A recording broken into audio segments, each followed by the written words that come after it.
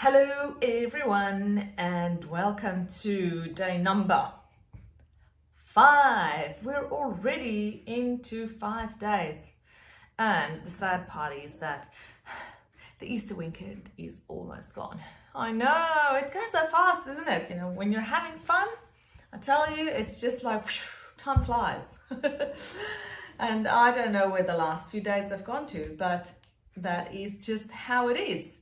So that reminds me, live every day to the fullest, because it just goes too quick, and before before you find yourself realizing what's happening, half your life is gone. So anyway, thank you for joining today. And today I am going to entertain you, because it feels like that sometimes, with the information about my little family.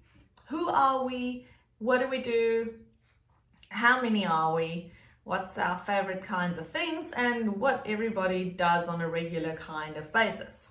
Now, you would know that we are a family of 4 kids, mum and dad. So we are 6. Yes, I know, we are that kind of family. If we show up to somebody's house, we fill it up. It's almost like that. But we absolutely enjoy being a family of 6, because I can tell you there is always some kind of chatter happening, laughter. Yes, we do get the cries, of course we get that, because yes, we're just normal. But just the liveliness, the warmth, it's just absolutely gorgeous to have little human beings in my life, and they color every day in with rainbow strikes. I tell you, it's just absolutely gorgeous. So, family of 6 with 4 kids, and all 4 of them are under the age of 8. No twins, no triplets, no, what's the 4th? Quadruplets, I think. No, none of those. 4 little human beings who came out one by one out of my tummy. And so we have basically been spending the last 8 or so years either trying to conceive babies, being pregnant with them, having the babies, breastfeeding them, or trying to conceive babies again. And it's been going on like that around the clock. But it has been a very humbling experience and an extremely blessed experience for us, because you will remember, as I mentioned in my first live stream, that all 4 our children are actually IVF miracle babies. We were extremely blessed to be able to get 4 babies in the end, and we just decided when we wanted to start with our family that we were going to keep trying. Every time, if there's a failure, when a transfer didn't work, we said we're just going to keep going back at it and try again. And so it was relentless in terms of month after month after month. I would just keep going back and trying again. And so God really blessed us in the end with letting us have these 4 little beautiful kids who are busy and I want to say a loud bunch. I guess at this age they are just all pretty loud. It's difficult for them to turn down the volume. So yes, we are extremely blessed to have those little kids, and their ages are Monaco, who is 7 years old, Bordeaux, who is 5, Everest, who is 3, and Capri, our only little girl, who is just turned 2. I wanted to say 1, but she's just turned 2.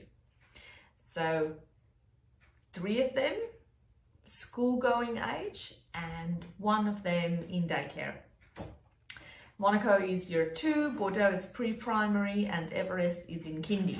Now all of them are basically 2 years apart in age, except that with Bordeaux and Everest, in the months that they were born, Everest was born at the end of June, and so in Western Australia he actually then falls into the shall I say, the next or the previous year. So he went to school when he was 3, and he's still 3. So that makes him the youngest in the class, because if he was born on the 1st of July instead of the 28th of June, he would have only gone to school next year.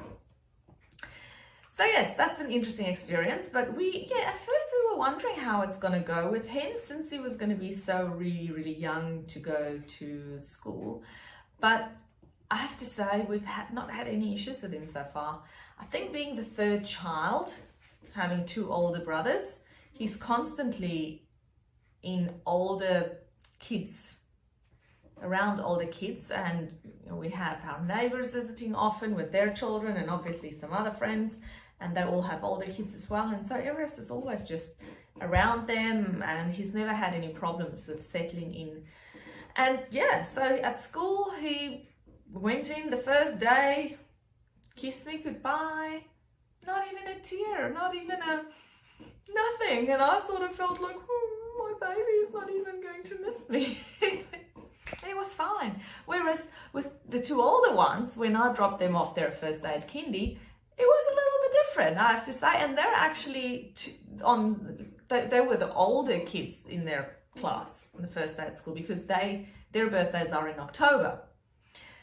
Anyhow, all kids are different, and you never know how they're going to settle in or not settle in on the first day. I'm just lucky and happy, very happy, that Everest has just slid into the schooling system, and he loves going to school. He's very happy and enjoying playing with all his friends.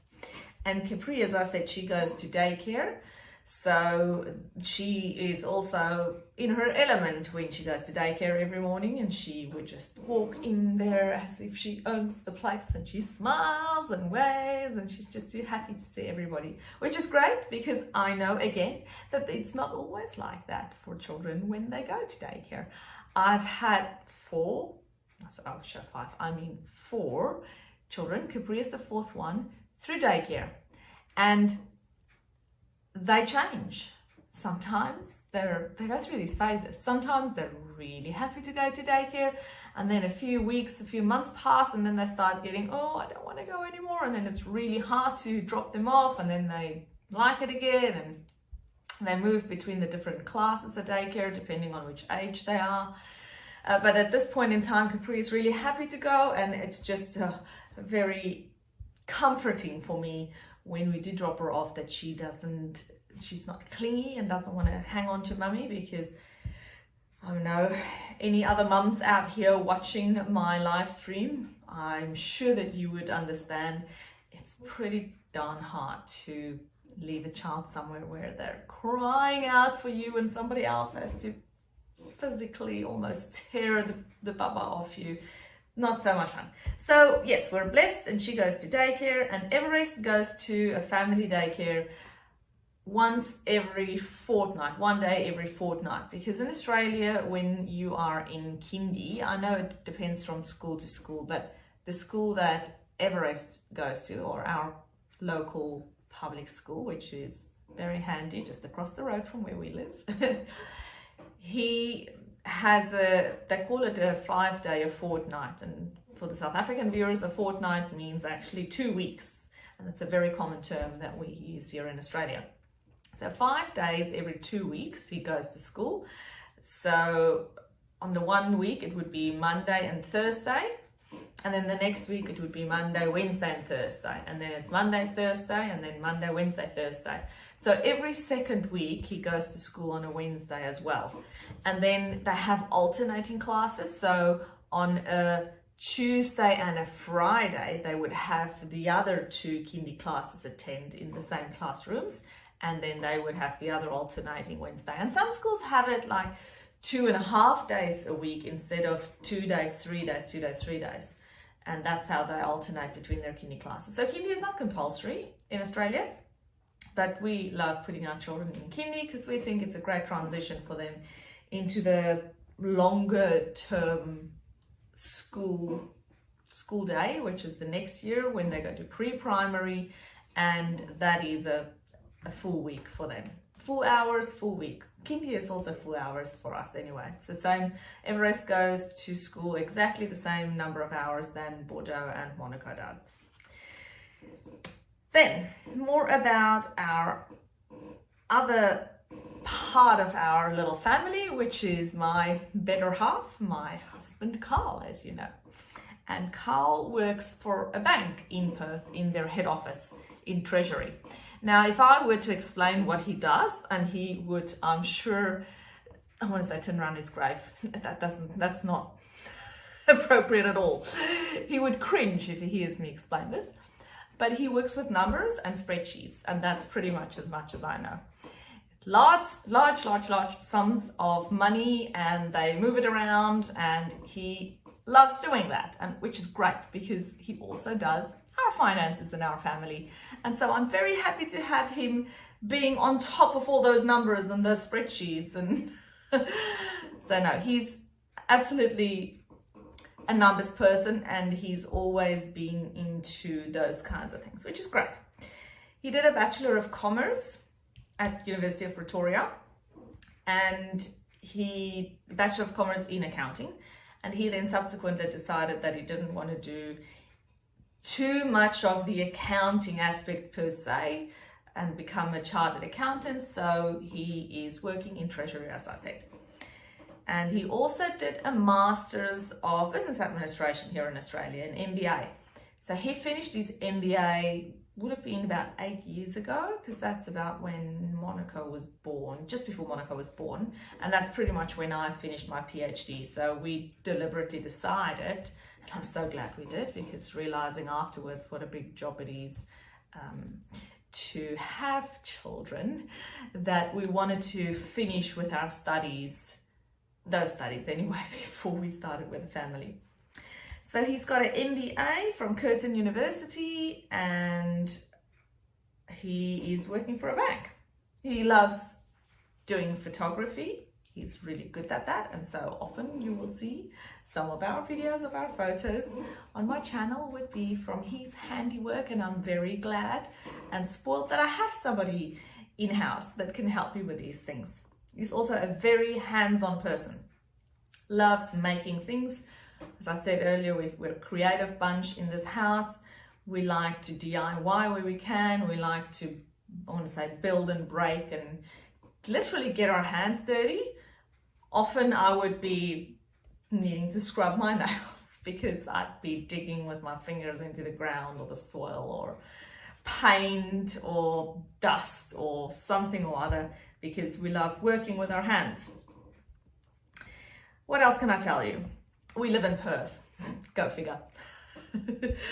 We are in the southern suburbs, in Coburn as our council area, and the specific suburb is called Success. Love the name, don't you love it too? You can almost not be successful if you live in Success. Oh, my lame jokes.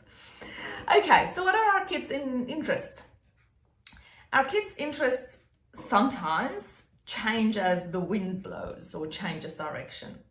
It's just this age that they're in. So we have tried a number of things with the kids. We've had them in soccer, and we've had them in art classes or art lessons, just heaps of things. At the moment, what we're doing for extracurricular activities are taekwondo on Saturday. We have tumble lessons, which is like gymnastics. And we have swimming, which is quite an important thing for us. Carl and I really wanted our children to be able to swim well. Firstly, because we live in a country that's surrounded by water. And secondly, we just think it's a great way for the kids to stay fit and healthy, and it's a skill that if they learn it and they develop it well enough now, it's something they can continue doing well into their whichever age you want to choose, 70s, 80s, really, if you want to.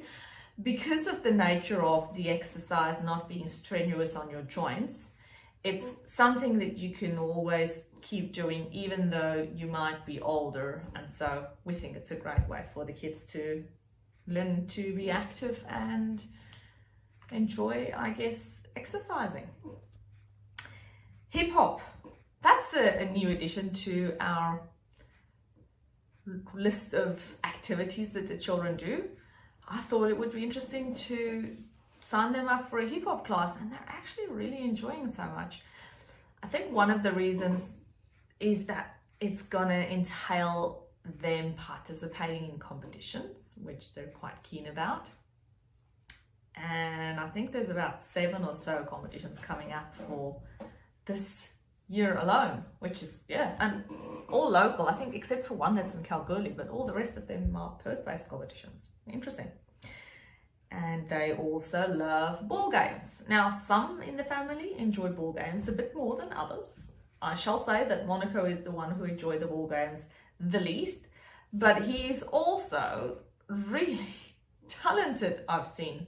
Because most of the times, whenever he picks up like a racket or a ball or something, he tends to do really well, but he just lacks the interest, to be honest. And so it's a bit of a struggle to get him to do any of that. Like today we went playing tennis, and he was just like, Mum, I don't want to do it. I'd rather run around or go and play in the park with my little sister. And I'm like, okay then, and that's what you do. And then we had Bordeaux playing his heart out.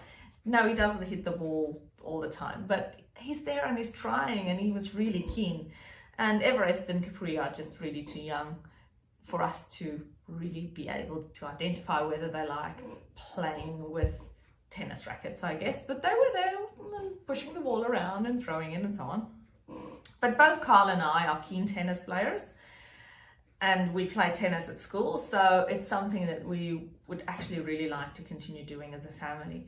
I just keep on having this like ideal scenario in my mind where we can go out as a family of 6, obviously not right now, maybe in a few years' time, and we can all play a proper game of tennis together. Like we can do doubles, and then we can have somebody a ref, and we can have a ball boy or a boy girl, a ball boy or a ball girl. There you go, got that right in the end. And we could have this like almost our own tennis tournament just with our little family.